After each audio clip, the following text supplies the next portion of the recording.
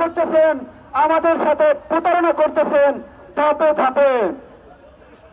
আমি 6 জুলাই 2024 এই শাহবাগে নাহিদ সাজিদ এদের সাথে আন্দোলনে যুক্ত হয়েছিলাম এবং প্রতিটা আন্দোলনে অংশগ্রহণ করেছি।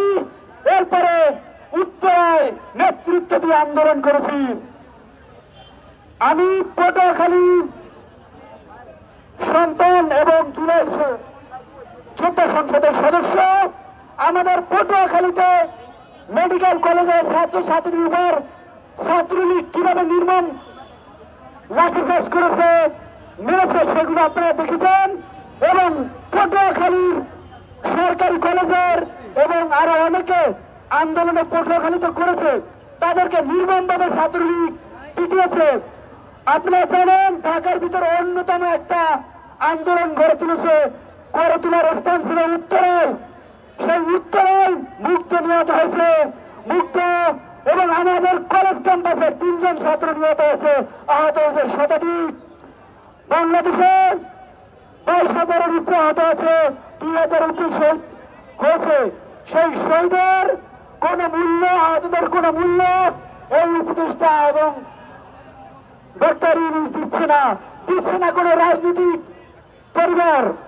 বলতে চাই যারা জেলে ছিল, যে রাজনৈতিক ব্যক্তিরা জেলে ছিল, যেই প্রধান উপদেষ্টা ডক্টর ইউনূস আজকে তার থাকার কথা জেলে, এই জেলে না থেকে তাকে আমরা আমাদের রক্তের উপর দাঁড়িয়ে তাকে বানিয়েছি আমরা উপদেষ্টা, প্রধান উপদেষ্টা। তার দ্বারা আমরা আশাবাদী ছিলাম, অনেক আশাবাদী ছিলাম। গ্রামের আঞ্চলিক ভাষায় একটা কথা আছে, বেশি আশা যার ভাতার মরে তার। তাই আমরা বেশি আশা করেছিলাম ডক্টর ইউনূসকে নিয়ে, যে তিনি উপদেষ্টার ভাগ নিলে আমাদের অনেক দেশের উন্নত, নিরাপত্তা ইত্যাদি অনেক কিছুই ঘটবে। কিন্তু বেশি আশা যার ভাতার মরে তার। সেই পরিপ্রেক্ষিতে আমরা অবিরত আমাদের জুলাই ঘোষণাপত্র দেওয়ার কথা 3বার তিনি কথার বরখেলাপ করেছেন। আপনারা জানেন যে কথা দিয়ে কথা না রাখলে মুনাফিকের আলামতের অন্যতম একটা লক্ষণ কথা দিয়ে কথা না রাখা। তাই তাকে আর কিছু বলতে চাই না, উপদেষ্টার অবশ্যই বিষয়টা মাথায় রাখতে।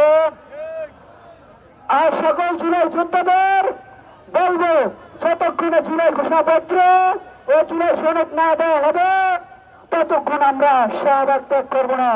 জীবন দেবো, জুলাই দেবো না, রক্ত দেবো, জুলাই দেবো না। সেই পরিপ্রেক্ষিতে বলতে চাই, আপনারা সবাই এই শাহবাগে অবস্থান করবেন।